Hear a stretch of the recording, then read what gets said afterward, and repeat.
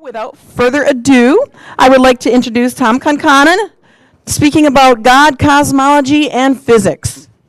All right. Thank you, Diane. This is a test of the sound. Excellent. Okay, God, is this it? Is this your... Doesn't look like that's anything not I would yours. have, like bylaws and all that kind of stuff. Are you no name? I must be. That one right there, yeah. Sounds good. Looks good. All right. And then I go to slideshow, play from start.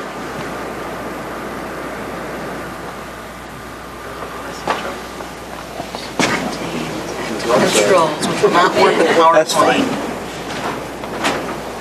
That's fine. We'll skip some of those ActiveX controls. I'm good. All right. All right. So thanks everyone for having me. That was a wonderful introduction by Santa Claus and Diane. And I can't, first of all, I can't be like Santa and wish you Merry Christmas or even the other thing, Merry Christmas.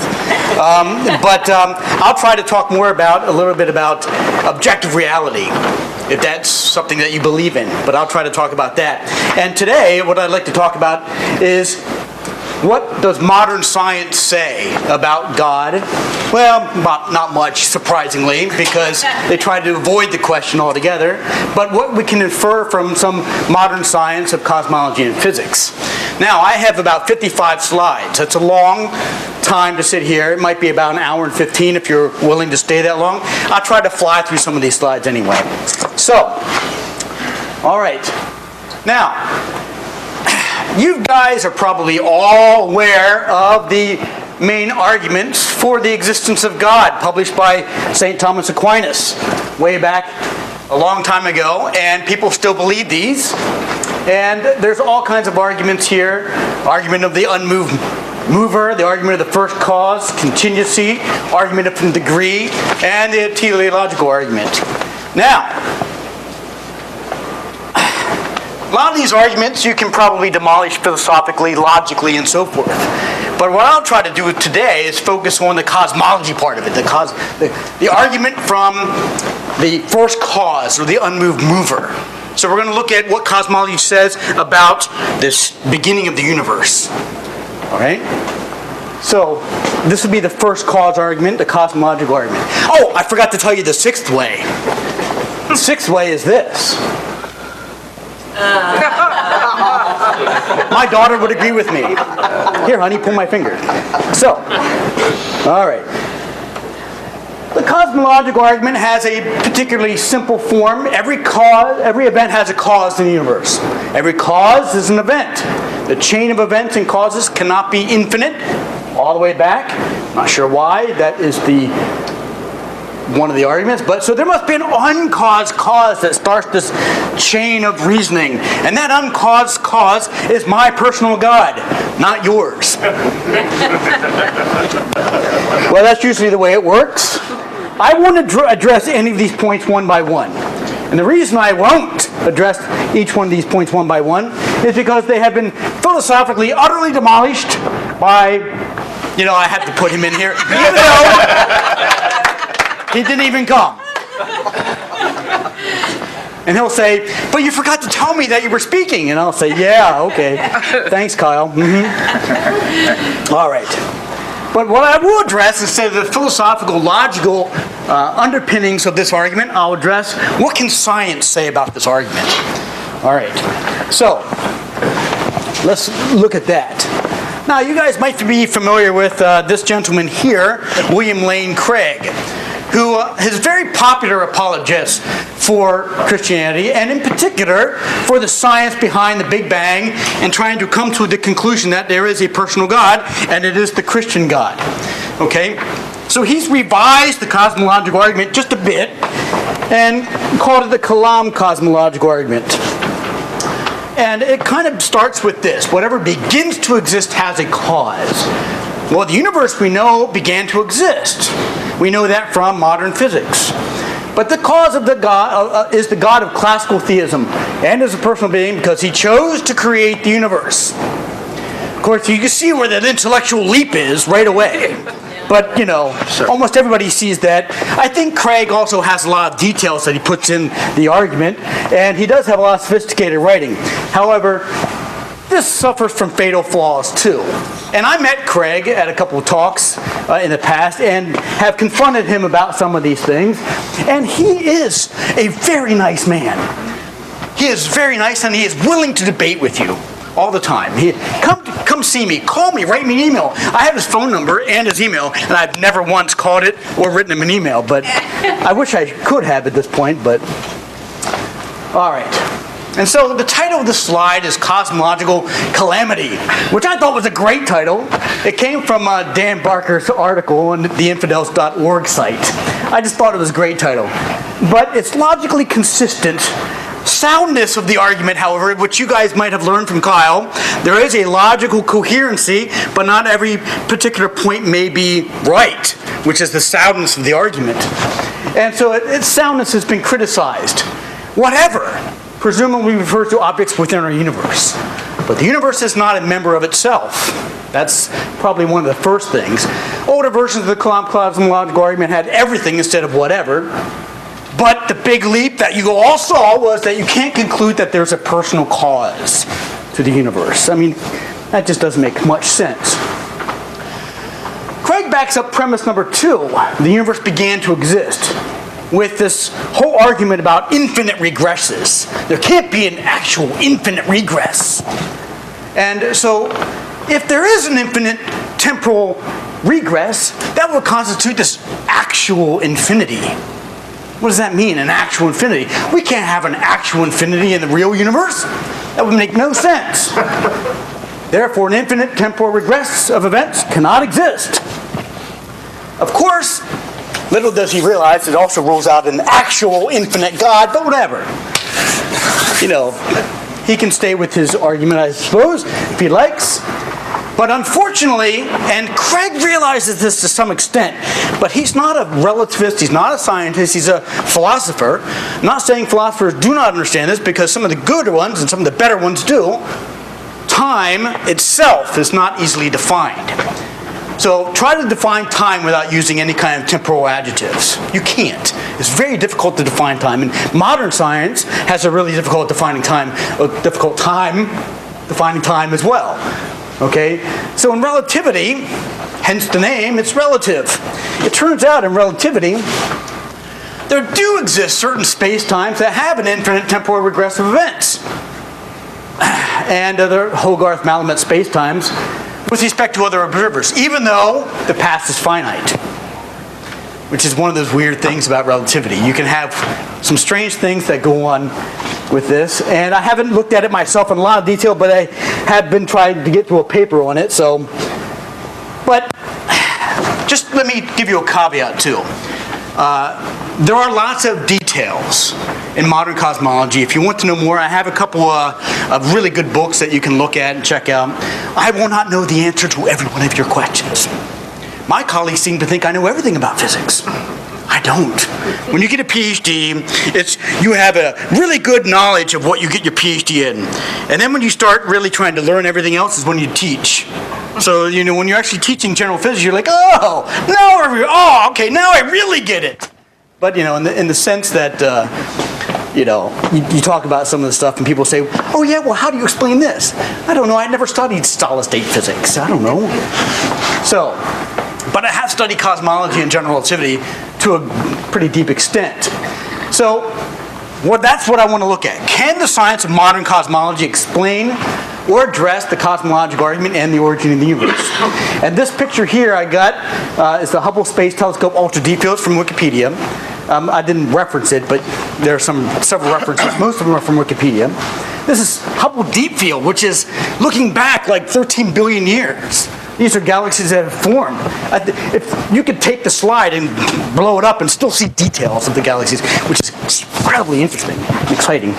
But anyway, let's talk a little bit about cosmology.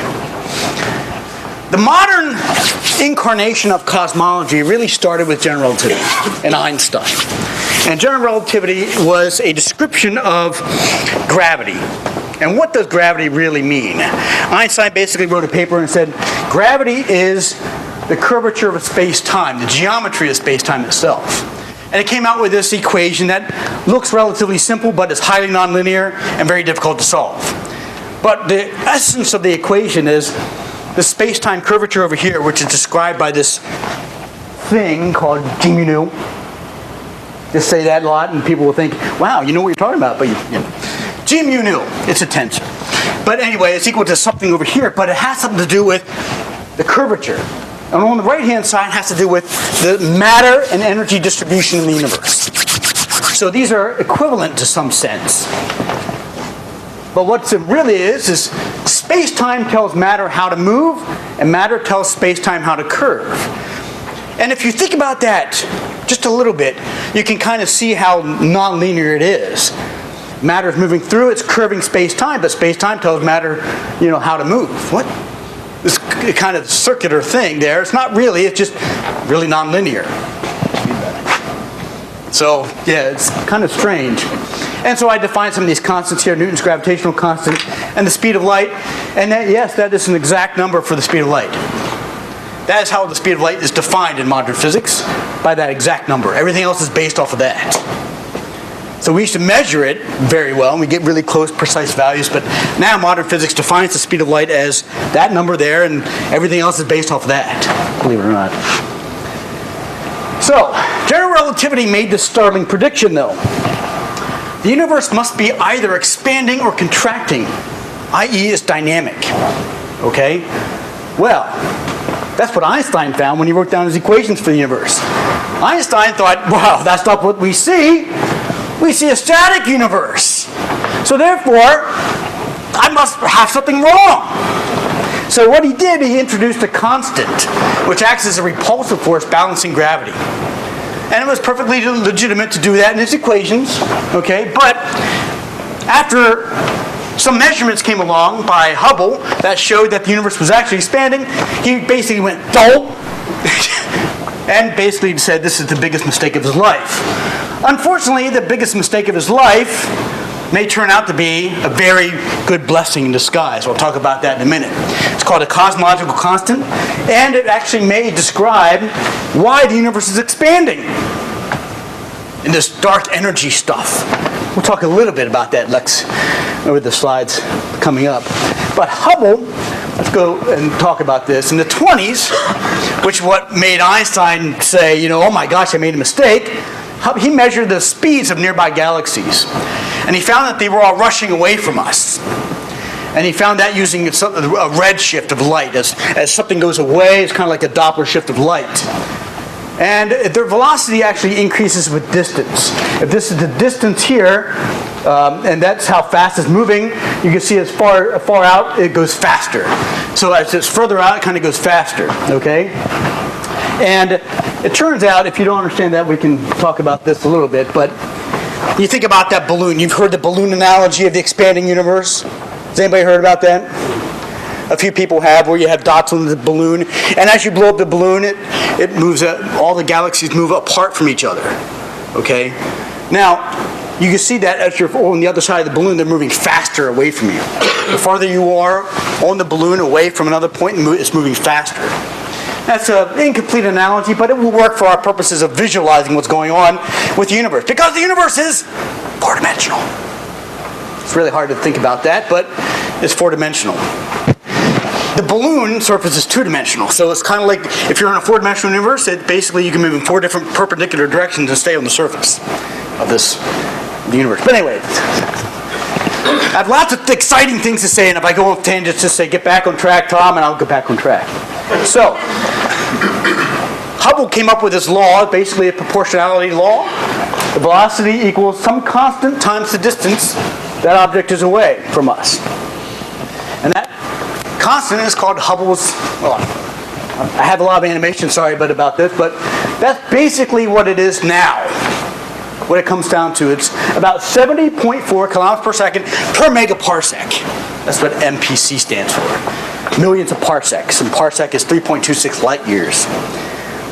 All right. The birth of the universe. Yes, that looks like the universe, but Since we know it was expanding, we know that probably when the universe was very small in the past, no galaxies, no stars, we know roughly from Hubble's constant how long ago the universe was very small. So as far as we know right now, it's about 13.798 plus minus 0.004 or something like that. Giga years. Giga is how many? 10 to the what? Do you know? Billion, right? So 10 to the 9th. Yeah. And matter is distributed uniformly in space, but extremely high temperature and high density would be required to basically take everything in the universe and shove it down to a small point. And this came from, this whole backward reasoning and thinking, oh, what happened back then came from George Gamow, and he didn't call it the Big Bang, but his fireball cosmology, basically in the 1940s, predicted a lot of the stuff that would happen. Now, he didn't call it the Big Bang, but does anybody know who did call it the Big Bang? His detractors. Hoyle. His detractors. Fred Hoyle actually said, oh, what do you have, the Big Bang? And then little did he realize it would become part of our modern terminology. Probably he regretted that until the day he died, which was only, maybe about 10 years ago now, I guess. All right, but the interesting thing about science, as opposed to any other area of thought, is that it makes predictions. And if those predictions don't come true, if your experiments are not right, it's wrong. Period. Period. Prediction 1, the universe should be expanding. We see that. And I'll show you a couple slides about that. This is from the Big Bang theories, okay? Prediction 2, the universe should be made roughly of 3/4 hydrogen and 1/4 helium, roughly. We actually just observed that as well. And that's Big Bang nucleosynthesis, it's called. But there are theories that describe that. And prediction 3, today the universe should be filled with microwaves, which are a remnant of the thermal spectrum of the Big Bang heat signature. We actually observed that too, very, very well. What's interesting is that I'll just talk about 2 of those, the first 2. The cosmological redshift. Okay, when you have cosmic expansion, light here, that's in blue, which has a certain wavelength, lambda we'll call it, it's just the distance between the peaks of the wave. I'm going to end up killing myself and destroying the screen, sorry. But you see it kind of expands as the universe expands. So the light kind of expands in what we call redshifts as the universe expands. Now, lambda is roughly, if you think about that, the size of the universe. Is that better? Cool, thank you. Sorry, I'm going to keep doing this probably, so you might as well stay back there, Kate. So light that was once very blue became redder and redder, and even redder than infrared, which is microwave radiation. Now you can base this on, you can look at this, and let's just see this here. On large scales, we talk about the expanding universe, the galaxies are moving apart with a velocity proportional distance. We saw that, it was Hubble's law. But people always say, well, am I expanding? Well, yes, you may be in middle age, like I am. But, that's not exactly what's happening when we talk about cosmological expansion, okay? Oh, thank you. Next, please. Cosmological expansion, the space expands, but due to gravity and other things, binding energy and so forth, galaxies themselves aren't really expanding. Okay? Yes, in maybe 20, 50 billion years, yes, some galaxies will expand. Okay? And as a matter of fact, we are in I'll just continue with the talk. But we are in a special place where we can observe this expansion. In maybe 10 billion years, we might not even be able to see other galaxies because they be so far apart. So the galaxies themselves aren't expanding. Now, the more distant the objects we observe, the farther back into the past we're observing them, right? You remember, the speed of light is constant, so it takes some time for when the light is emitted from the other galaxy or the stars to come to us. And then you can calculate, if you know the distance, how long ago that was. Next, please. So if you look back in time, you see all these galaxies like I showed you in the Hubble Deep Field actual picture that we showed on there. But if you look even farther back, you can see this microwave radiation in some sense. And so if you think about us being the center of the universe, like we are, right?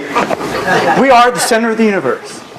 If you think about that though, if you think about it from that perspective, the further back you look, you see these galaxies, and the younger they are, okay, in terms of cosmic time, until you get to this cosmic, I want to call it the last, well, it's called the last scattering surface, light scattering surface. But anyway, it's all that microwave radiation, that light, photons itself couldn't even penetrate. Next, please. So it's called the cosmic microwave background, CMB. And from the very early phase of the universe, it should still be detectable today, and we do detect it. Next, please. In the 1960s, Arno and Penzias basically were out there doing some radio astronomy, and they had this constant hiss in the background. And they were trying to figure out what it was from their dish. They had no idea what this hiss was. Does anybody know what they did to try to eliminate the hiss? Cleaned out the pigeon shit. I was going to say that exactly like that, actually. That's what they did. They got up there and manually scraped out all that pigeon droppings. Okay? And when they did that, they still had this hiss. Wilson and Penzias. Look, I got Arno and Penzias. Poor guy. Anyway, next. So they realized what it was, wrote a paper on it. Other theorists scooped it up too and figured out with this black body, it's called, a thermal spectrum, they could measure the temperature of the cosmic microwave background. It's not really putting a thermometer in outer space or anything, but they can look at the spectrum, which means what the light is, how it's emitted, what wavelength it is, and all that kind of stuff. So next, please. And they get the spectrum over here.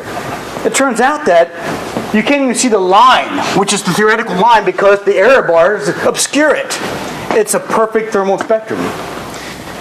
The intensity of the light versus the wavelength. And from that you can infer what the temperature is. And so next, please. And so way back in the 90s, does anybody remember this picture? 92, somewhere around there. This is a Kobe map of the microwave background and various degree differences was what corresponds to the red and blue. Well, we came out with a better map. Later on, in the early 2000s, was WMAP, the Wilkinson microwave anisotropy probe. Okay, so we came out with a better detailed map about this. What's interesting about this, though, is that this map, the bluish shade regions, and I'll talk about this a little bit later, are the cooler parts. They're kind of coloring this on purpose so that they can tell you, oh yeah, so blue is kind of cool, red is kind of warm. We color it that way. So red is a little bit higher temperature. Not much, but a little bit. But you can see that this is not completely uniform. And it turns out theorists have a way to figure out, what is this telling us? And why? And in one sense, it can also tell us what the curvature of the universe is.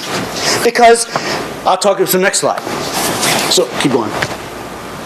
So, what we're trying to figure out is, how can a four-dimensional object like us figure out the curvature of our space, even though we're inside of it, essentially? So, next. So, we do this by looking at an analogy in smaller dimensions so we can actually visualize what's going on. So, in two-dimensional space, I forgot my little clicker, by the way. Otherwise, I would have been up here not having Kate be my... much nicer. I'm your clicker. She's my clicker, essentially.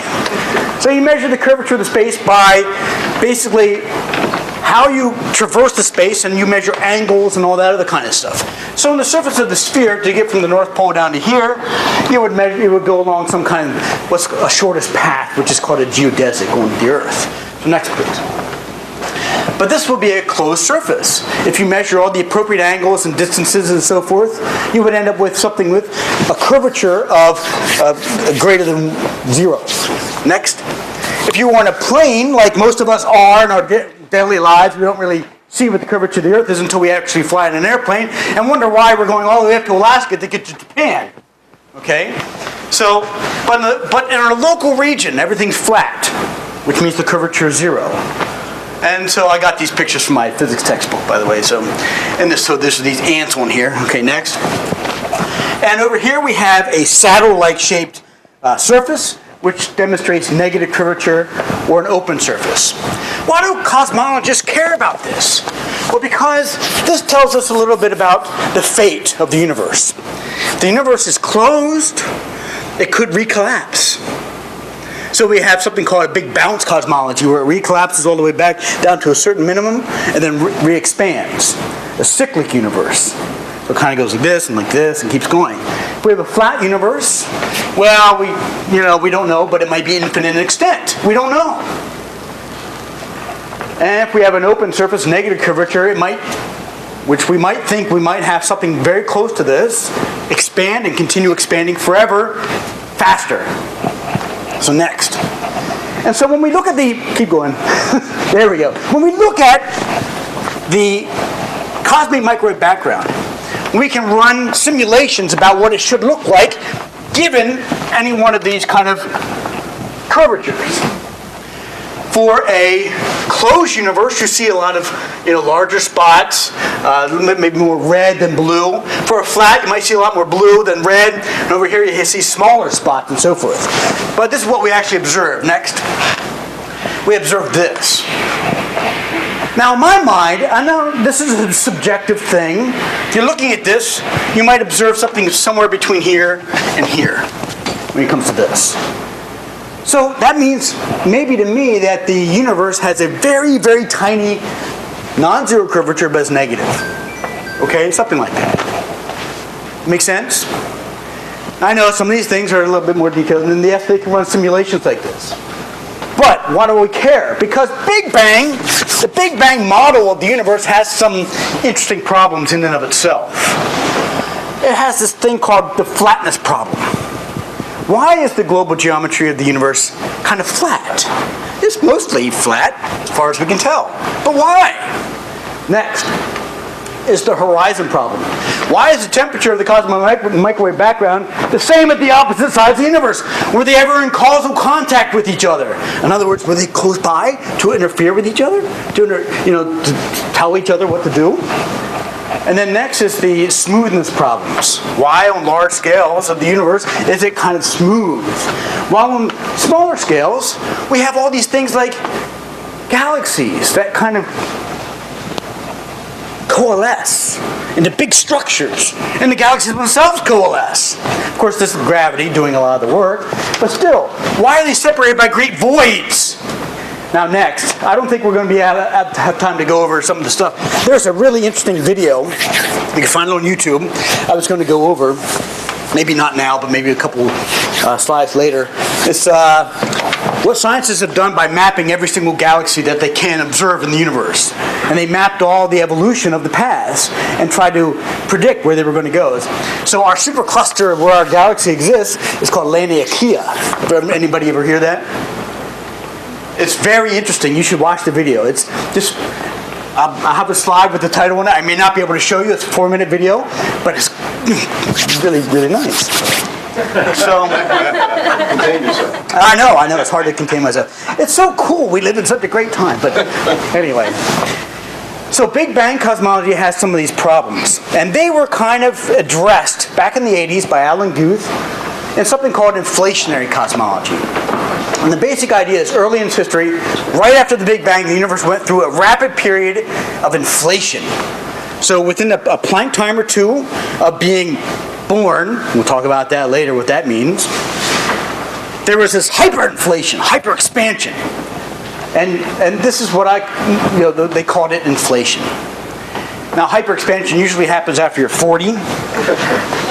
At least for me, but it doesn't matter what I do, I stay the same weight. But anyway, this is accelerated expansion due to something called vacuum energy, which we'll talk about in the next slide. All right, next. But interestingly, the visible universe is but just a minute patch of an immensely larger universe beyond that. I'm not talking about the many worlds theory or anything like that yet, or even the multiverse, which you might have heard a lot about lately in the news and the press, that all physicists are jumping on this bandwagon called the multiverse and so forth. The multiverse is very, very theoretical and very controversial, even among physicists. So I'm not going to talk about the multiverse. If you want to ask me a little bit later about it, we can. But it's just very strange that a lot of physicists don't like it. A lot of physicists think this explains everything. So, but next. But the interesting thing about this is that all parts of the visible universe were once in contact with each other. Okay? And adjacent.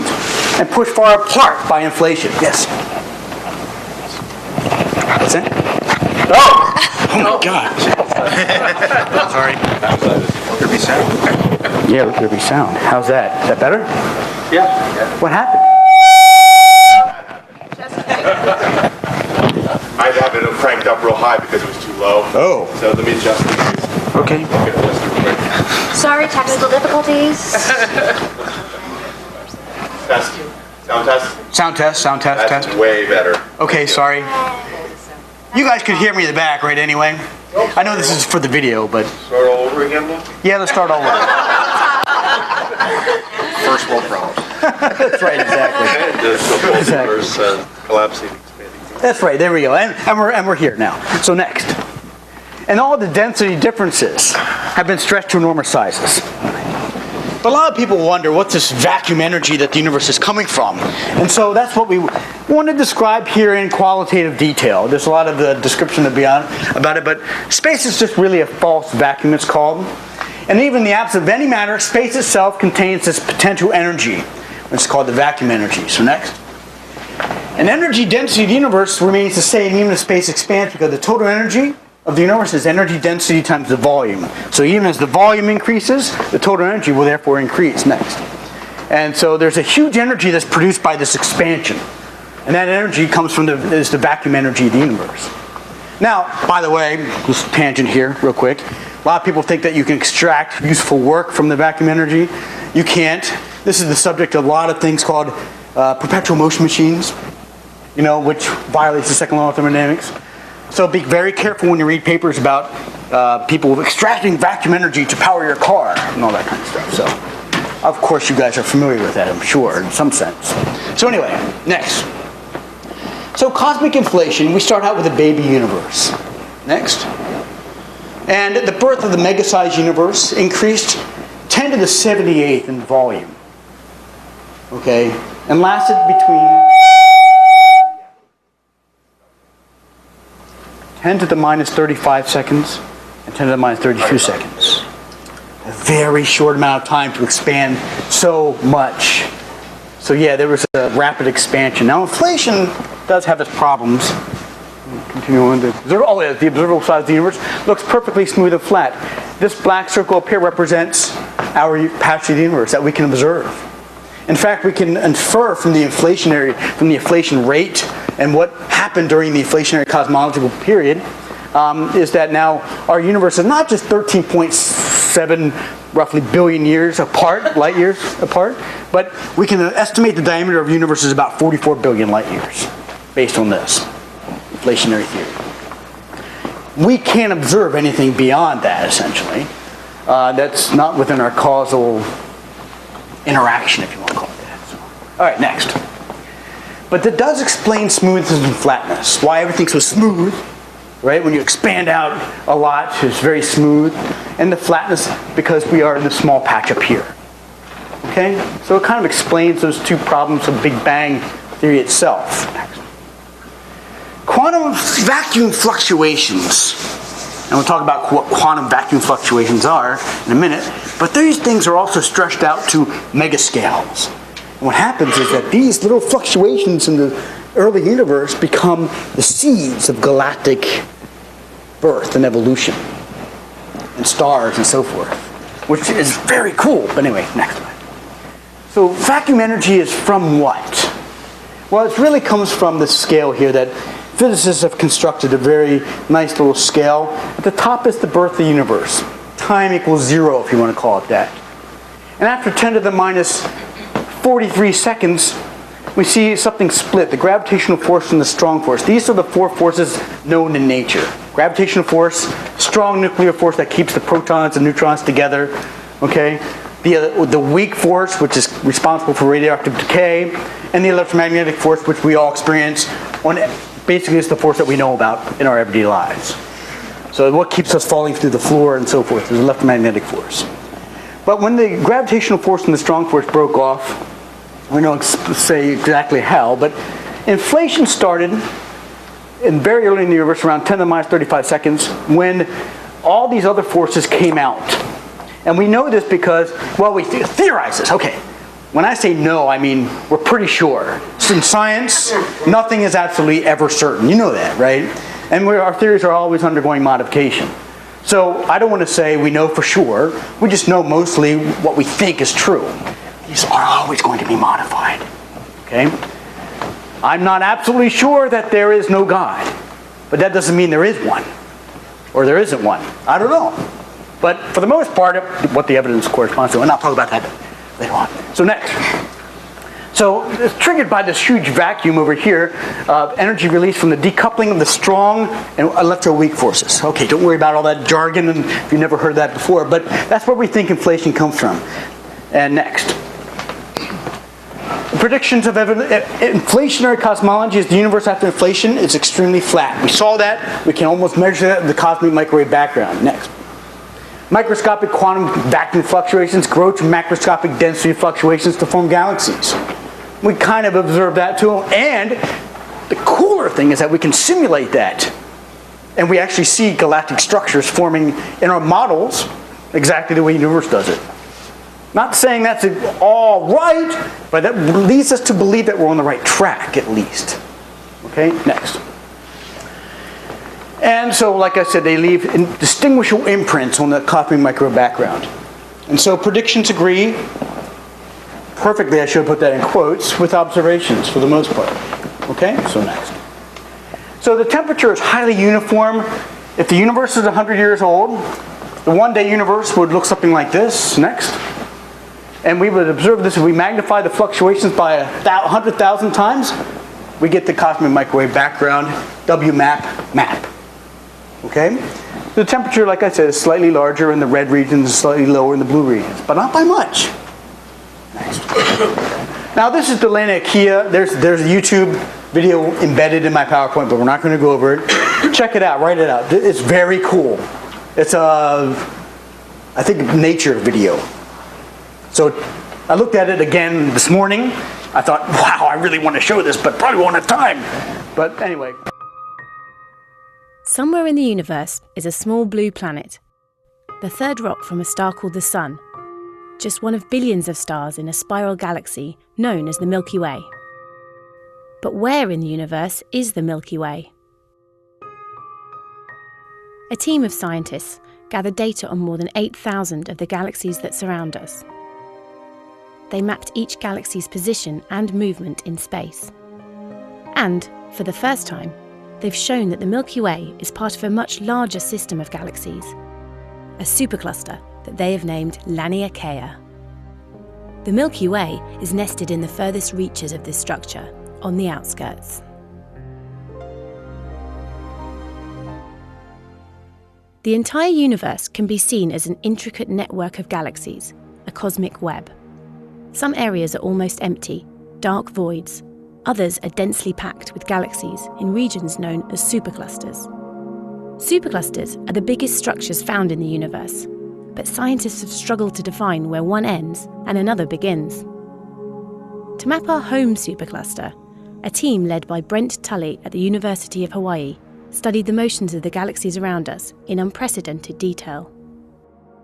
Even though the entire universe is expanding rapidly, gravity is also at work, pulling against this acceleration. By discounting cosmic expansion, the team worked out which galaxies are being pulled towards us, shown in blue, and which are being pulled away, shown in red. This enabled them to create a map of cosmic flows, the paths that galaxies migrate along, tugged at a tiny pace by the force of gravity. Using this motion, they came up with a new way to map the distribution of matter in the universe. Delving into our home supercluster, you can see that most galaxies are being pulled towards a dense centre. This is known as the Great Attractor. Our galaxy is among those sliding towards this patch of space, which dominates our region of the universe. Let's take a different view. Each circle represents a galaxy. Again, we can see most galaxies being pulled towards the Great Attractor in the direction of the arrows. Between the Great Attractor and us, the Milky Way, there's a relatively empty area, a blue void. And next to us is Virgo, a large and dense cluster whose bright galaxies have been observed from Earth for centuries. Until now, astronomers grouped us, the Milky Way and its surrounding galaxies, with Virgo and nearly 100 other clusters, in a supercluster that stretches 100 million light-years across. But using this new technique, we can see that this is just the tip of the iceberg. This cluster of clusters is merely an appendage of a much larger supercluster, more than 100 times bigger and more massive. But how did the team know how to redraw the boundaries of this cosmic map? Here's our supercluster in black and a neighbouring structure, Perseus Pisces, in red. Scientists defined the boundary as the points where the flows of galaxies diverge, like water dividing at a watershed. This is where neighbouring structures shear apart. This is the first clear definition of a supercluster. Laniakea means immeasurable heaven in Hawaiian, a fitting name for the vast community of galaxies that we are a part of. So now we know that on the edge of a supercluster called Laniakea, in a galaxy called the Milky Way, around a star we call the Sun, there is a small blue planet, our home.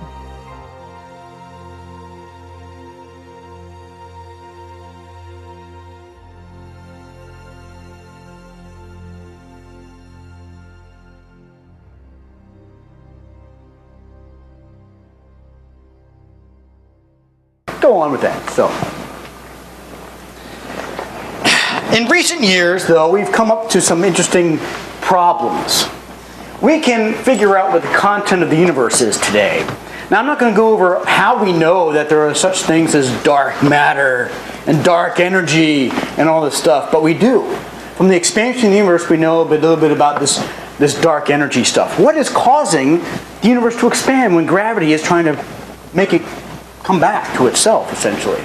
Dark matter, though, is something that we see because of rotation curves of the outer rims of galaxies are going faster than we think they should, based on just gravity observations alone. But all these things, and we can calculate roughly how much of each there are. And it turns out that our visible universe, what we see, what we love, everything is only 4% of the universe. Everything else we can't observe. Yes, we live in an exciting time because we're trying to figure out what all this stuff is. Dark energy, dark matter. And they're named because we can't see them. And they're mysterious. And this is what we're trying to figure out. These are the biggest problems in cosmology today, actually. Okay, trying to figure out both these things. So next. Yes, 96% of the universe is unknown. And so this is what Big Bang plus inflationary cosmology would look like. From a graph, you could find this all over the internet, because this is what it kind of, I think it came down from from a conference a long time ago, I remember. But so the quantum fluctuations will give rise to the universe, and we'll talk about that in a minute. And the inflationary period, the Kobe map. And then you can see everything else evolving from there. The interesting thing is that this curve here, which represents how the universe is expanding, starts going like this, which means it's accelerating its expansion. Okay? So it's not just going, linearly out and expanding, it's accelerating. Next. All right. But a lot of people ask, well, what about that universe? What happened to the universe right before inflation? In that 10 to the minus 43 to 10 to the minus 35 seconds, how can we describe the universe then?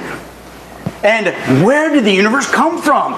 You've heard the eternal question that Kyle's debunked many times for you guys. Why is there something rather than nothing? And we can philosophically debate that question all day long until the cows come home tonight. But I'm not going to do that. Rather, I'm going to tell you what we think happened from a modern science point of view. Okay, so one of the things that Hawking and Penrose became very famous for, even before Hawking became famous for his book, A Brief History of Time, was that, first of all, they're two great physicists. Penrose more a mathematician, but they came out with these things called singularity theorems. It turns out that the universe has a finite past. We know that from observation, or at least from inference, right? And next. The beginning of the universe, though, can be proved for certain assumptions to have what's called a singularity. Now, singularities are very tough to define, but, mathematically they're not. Mathematically they're easy to define. But physically, what's a singularity?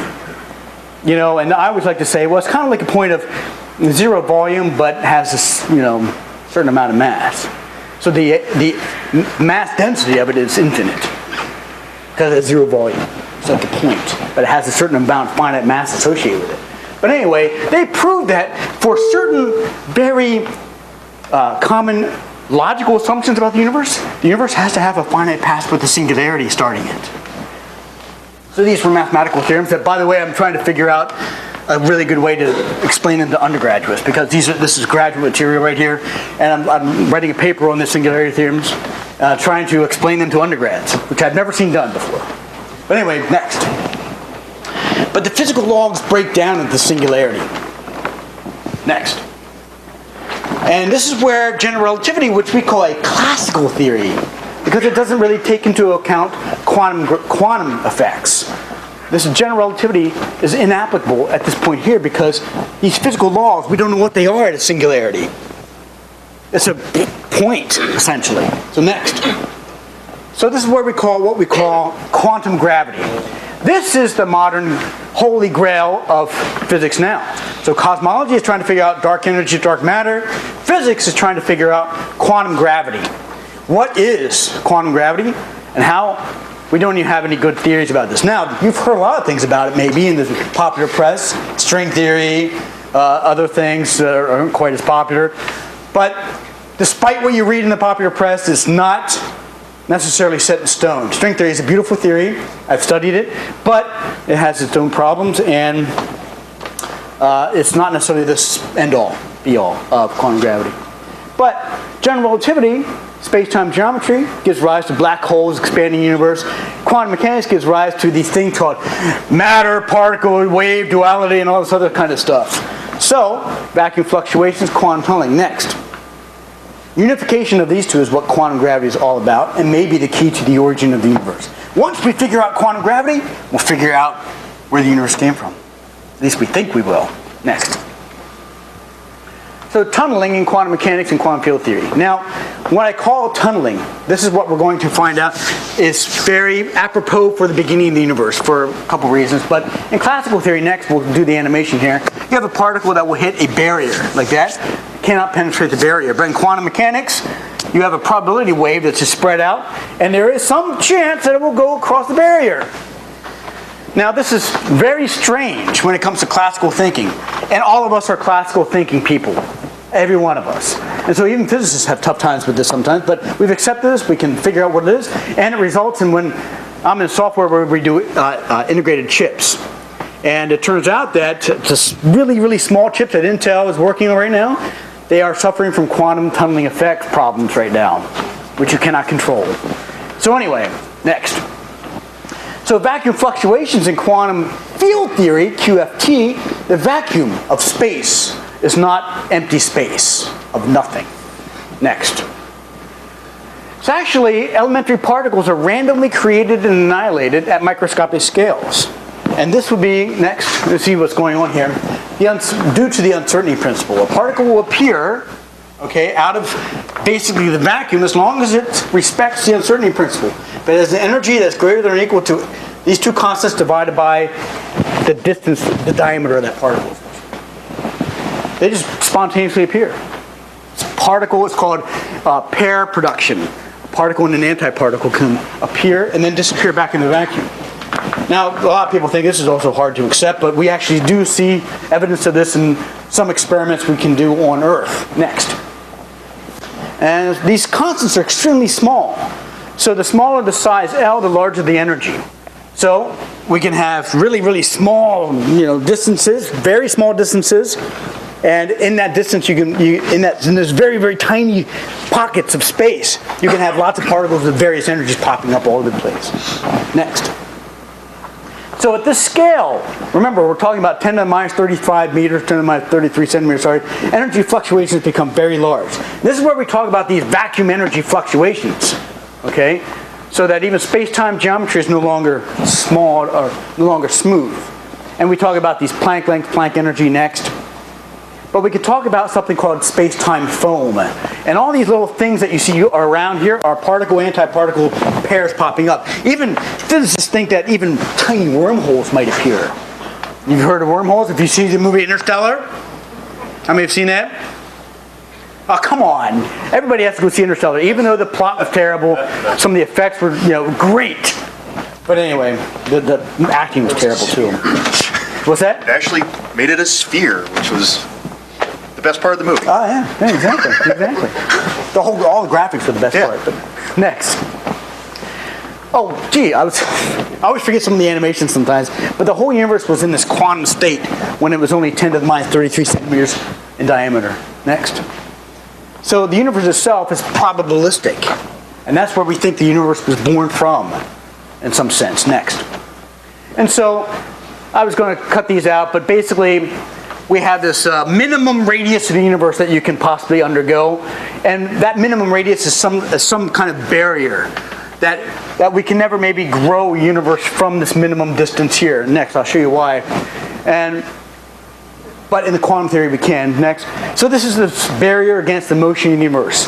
And this guy Vilenkin came up with this theory back in 1982 about how the universe can be born through quantum tunneling from absolutely nothing. Do we need a creator God? No, it's absolutely nothing. Of course, depends on your idea of nothing. Philosophers have been arguing about this for centuries and eons. But this is that barrier against this minimum size.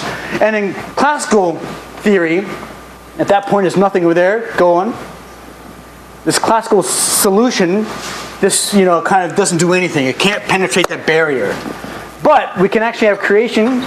Go on with this. A quantum solution can appear over there from a vacuum energy fluctuation and go through this barrier and then grow in size. So there's a lot of technical details I don't want to get into. But what I'm saying is that from this vacuum fluctuation, it can actually go through this barrier of minimum size and grow. That's all it's saying. Next.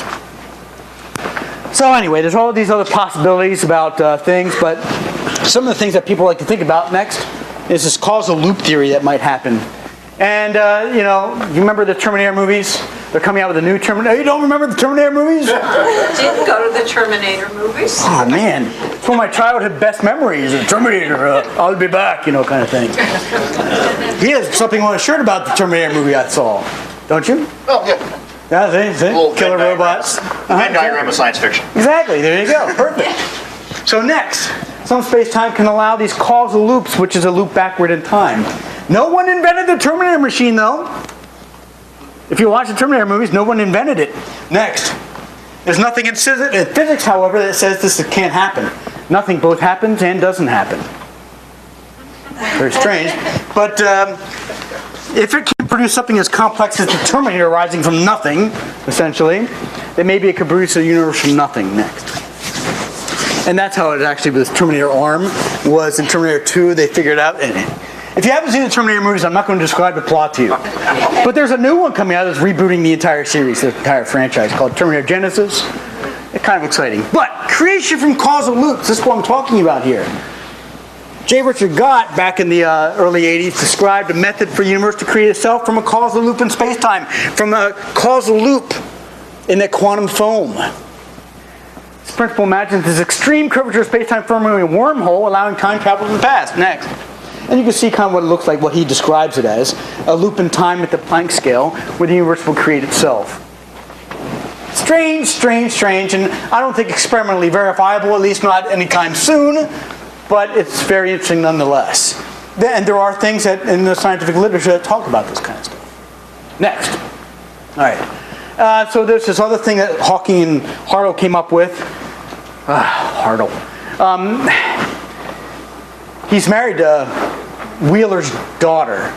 And I went to a conference one time, I swear I was about ready to punch him, but whatever. So anyway, next. When we travel back in time, we find time itself curving around so that space-time forms a smooth surface instead of coming to a point. So next, you see the diagram, what I mean. So going back toward the Big Bang, you see that down here, there's not a point singularity per se, because in quantum mechanics it turns out you can't define a time exactly. It's always with respect to the uncertainty principle that you can define a minimum one. And the same with space as well. You can't say at t equals 0. But it makes no sense to find what happened before this, but they're saying that there could be a bounce here, and in some sense a creation of the universe from absolutely nothing here as well. My point is about all this is that we have lots of theories about how the universe could have risen from nothing, or at least from something beyond that. Next. So it offers a completely natural solution to the origin of the universe. Now I'm not saying that any of these are right, but I'm saying that we have theories that we could test, make predictions about. Isn't that much better than just blabbing off about something that you don't know anything about? But anyway, next. So, fails again, like I said, next. But the theist always comes back with, and this is what I sometimes can't stand arguing with the theist. No matter how patient you are, you say your cosmological argument is wrong, and here's why. I can go through that entire presentation, but they still say, oh yeah, well, I've got one up on you there, buddy. You can maybe explain where the universe came from in your little elaborate theories. However, can you explain where the actual laws come from? There's a lawgiver, don't you know? And that's the thing, that we can't actually explain that as well. And so this, go ahead. But that lawgiver, of course, is our personal God. And you're like, God, darn it. But I'll tell you what, even if we couldn't explain where the laws came from, that wouldn't mean that there was a God that created the laws. But we're working on it. Okay? Science is an attempt to figure out what's going on, and we're working on it at all times. Next. When's the laws of physics? Of course, the laws of physics are. Keep going, because I think I've got it. They're not handed down from above. By the way, some of these slides are borrowed from Victor Stenger's slides on the laws of physics, in case you might have seen that. I don't want to reinvent the wheel a lot. I have a mathematical talk on this, all that stuff, but he's got some good descriptions in here. And I always admired Vic from lots of conferences in the past. I've talked to him before. By the way, he's got a really good book about all this called The Comprehensible Cosmos. It talks a lot about all this. But go on. Not restrictions on the behavior of matter. Go on. But they are restrictions in the way physicists can formulate mathematical statements about observations. That was Charleston Heston, by the way. But let's talk about, this is what Stenger and all physicists basically end up describing as called point of view invariance. Okay? If the laws of physics are to describe something we call objective reality, then they can't depend on your point of view. Okay? If they did, then it wouldn't be objective, now would it? But what that means is that we can always find a transformation that takes you back to somebody else's point of view and figures out what they're observing. So over here, you some dude standing here by the Leaning Tower piece, and he drops a ball, and he sees that it falls right here. The object falls in a straight line in one reference frame. But let's say next you're on a boat in the lake out in front, you're going past. You see the object, this is where this starts from, you see the object actually fall in parabolic arc. But you know that that ball lands next to the tower. And it actually does, because this is where the tower was when it started to fall. The tower also, of course, moves with respect to your reference frame horizontally. Okay? But the idea is that, yes, it looks like it's dropping in a straight line, but a straight line is just a parabola in a different reference frame. It's actually a parabola in and of itself. It's just zero curvature. Next. The cosmological principle says that there exists no special position or direction in space and no special moment in time. And I always like to tell students this. Okay, ready, set, hit your timer, boom. Well, that's time equals 0 according to you, isn't it? And stop it. Was that a special moment in time when you hit that, thing? You could hit that thing at stopwatch anytime. T equals 0 in any physical measurement is just that. It's where you start. Okay, it doesn't have a special meaning at all. And there's no special place and time either. Next. So, the laws of physics can't depend on a particular point of view or a particular direction in space. So Newton's laws of motion, go through all these please, and then we'll get to the end of the slide. Okay, Newton's laws of motion, you remember all these? Law of inertia, first law, body at rest, tends to remain at rest, body in motion tends to go in motion, stay in motion. Second one is F equals ma. The third one is, for every reaction there's equal opposite reaction. I push on you, you push on me. That kind of thing. All these, go ahead, next slide, are a result of something called the conservation of linear momentum. Okay, momentum must be conserved. So there's a conserved quantity that does not change throughout a physical process. Next. And all of theoretical physics derives from these things called conservation laws. Next. Law of conservation of energy. Energy can neither be created nor destroyed. In fact, we think the energy of the universe totally is zero, but that's another story. Law of conservation of momentum, angular momentum, electric charge, baryon number, all these things, all these conservation laws. We have a whole lot of them. All of Newton's laws are expressed as a conservation law of momentum. Objects that are invariant under transformations are said to possess this thing called symmetry. I'm getting to something, don't worry. So this object is symmetric about any vertical axis. If I put an axis here, it's symmetric about that, you see, but not about any horizontal axis. If I have my axis here and rotate it, it's not exactly the same up here as it is right there, or so forth. Okay, next. We have discrete symmetries. Next. An arrow, butterfly maybe has a symmetry, and all these are described by abstract mathematics called group theory. But let's not worry about this for now. Next, we have this continuous symmetry as well. A sphere looks the same from any angle, right? A cylinder, next, has rotational symmetry about its long axis. Any way you spin it, it looks the same. Okay, next. Now, this is probably one. Yeah. I always say Noether. I'm probably wrong, but I say Noether. But I don't know how to pronounce names half the time unless I'll tell you a story about that later on. But anyway, so Noether came along. Emmy Noether came along in the early 20th century, and she came along and she proved this mathematical theorem. And for every continuous symmetry of the laws of physics, there was a corresponding conservation law. Strange. Who cares? But this explains our laws of physics in this one statement here. Next. Okay, there's a book about this. But what they say about this is certainly one of the most important theorems in all of physics, actually. Guiding the development of modern physics. Possibly on par with the Pythagorean theorem. Oh my goodness gracious, it's great. Next. She was a female mathematician in the early 20th century. And probably one of the greatest female mathematicians of all time. But I like to always tell the story, due to rampant sexism at the time, rampant, she could not get a full-time paid position. She taught in all these small classes part-time, and she had a hard time making money, even though she was brilliant. Next. And David Hilbert, one of her mentors, actually remarked to the board where he was, Princeton, I guess. I do not see that the sex of the candidate is an argument against her admission as a professor, essentially. After all, we are a university, not a bathhouse.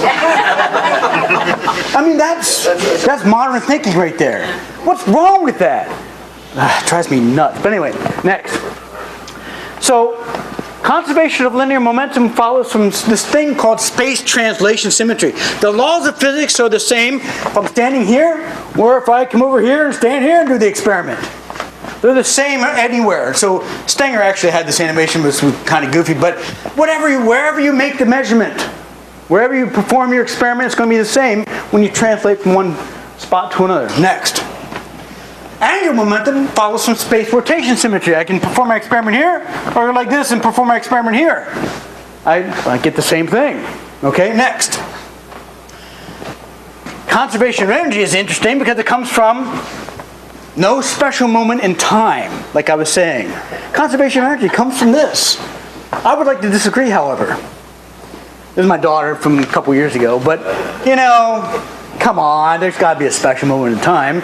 But that's, of course, the, emotional way of looking at things. Next. So spatial translation symmetry, conservation of linear momentum, all of Newton's laws. Next. Time translation symmetry, conservation of energy. That's the first law of thermodynamics, people. Next. Rotational symmetry, Newton's laws for rotating reference frames, centripetal forces, what you feel when you turn your car, corners and so forth. Next. But really it comes down to all the conservation laws of physics come from symmetries. Not in space-time, sometimes in abstract spaces like gauge symmetries and conservation of electric charge and so forth. It's all kind of mathematical, but we can explain all of our current laws of physics by using symmetries. Next. So this is how we void the lawgiver. Okay? The laws of physics are mathematical statements about observations that have the form they do in order to describe reality in an objective way. Next. They follow from what Stenger liked to call the symmetries of the void. Okay? Symmetries of space-time. Okay, next. And from this, you could tell your theist friend there's no evidence for a lawgiver either. Next. And so the conclusion is the universe and its laws came from absolutely nothing. Next. And modern cosmology and physics leave no room for a supernatural creator God. It's just, there's nothing in its framework that depends on it. So it doesn't make any sense to talk about. But my favorite slide is the last one. Next. Just because you're not smart enough to know what the fuck they're talking about doesn't mean that God exists. Thank you.